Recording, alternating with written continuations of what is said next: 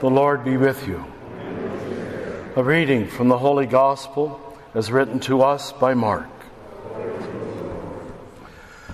Jesus left the district of Tyre, and he went by way of Sidon to the Sea of Galilee, into the district of the Decapolis.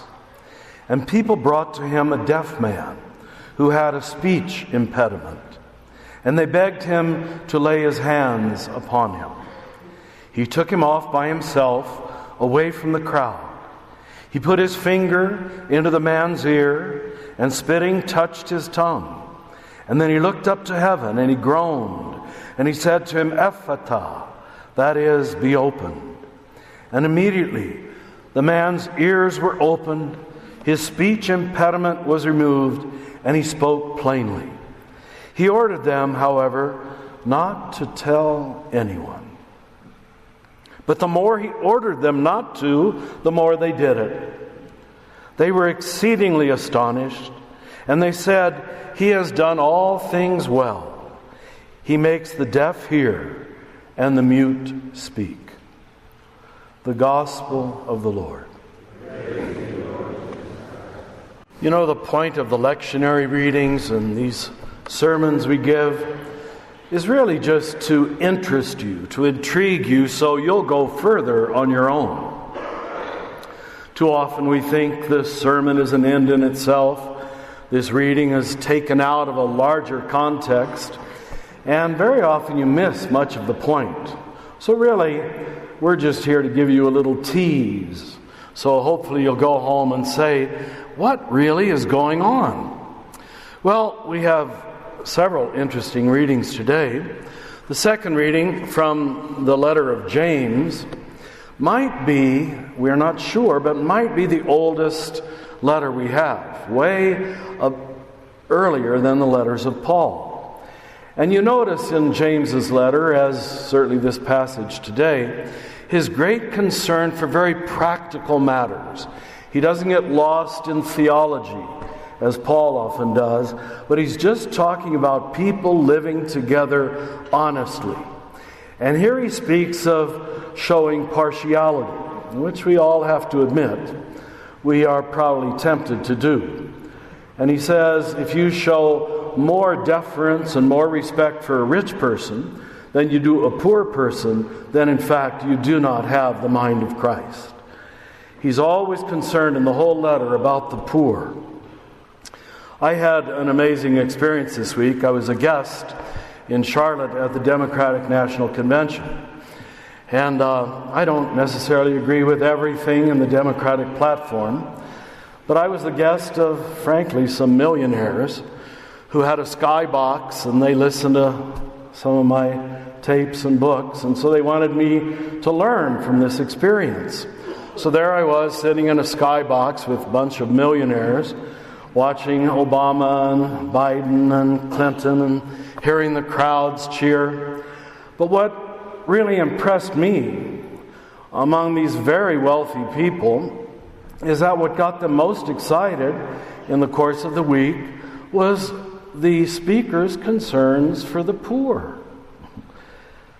And every time there was some mention of the poor being left out, or groups being excluded, or someone being discriminated against, they were, of course, very interested and very impressed.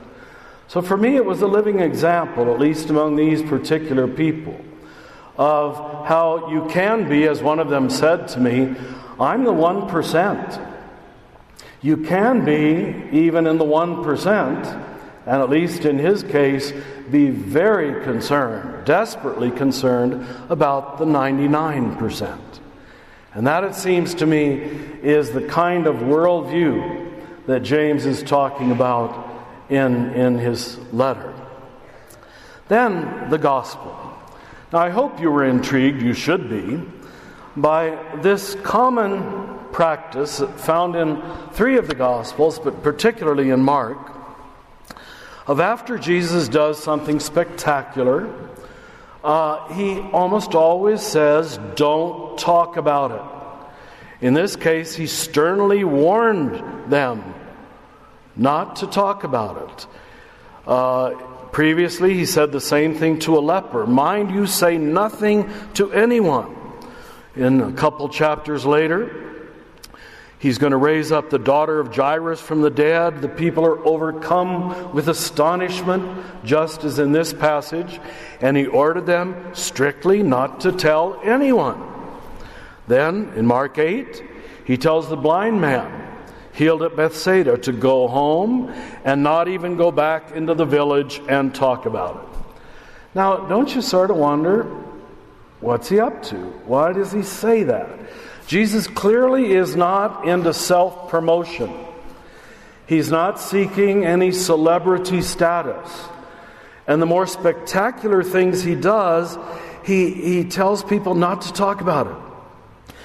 Now, there have been books and books written on this, trying to understand why, trying to see some pattern. And I've read them. I read some more last night trying to prepare for this homily, and I didn't agree with any of them. I don't know that I'm right, but they all seem so abstract and theological.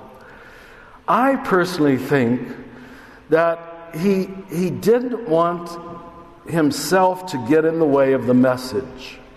And the message was not miracles. Miracles do not create faith. Do you know that? They only deepen the faith of people who already have it. And we see that if Jesus worked all of these miracles, then how come more people didn't believe in him? They really are just something to be astonished about. And that's the very word used again and again. The people were astonished. Just saying, wow, isn't that neat? That really isn't faith. Jesus is concerned about the real transformation of the person, and he wants people to keep their eyes on two things. Not on him, but on the source of the healing, first of all, which is God. He's always pointing to God did it, not me. And I've been at healing services. I've been around faith healers, especially as a young priest, and I've seen physical healings. They still do happen. I know Catholics don't tend to believe that, but it's true. We sort of lost the ministry of healing in our church.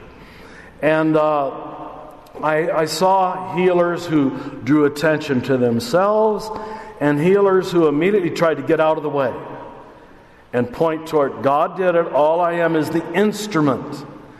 And that, it seems to me, is what Jesus is so aware. He is just an instrument. And he wants to point them toward the source, toward God who does all the healing, and that the real healing is not usually the medical cure about which you can go, wow. You know, if the real concern was medical cures, then the gospel has the opposite effect. Because, as many of you know, our former pastor here, Father Gino, his parents were both deaf and mute.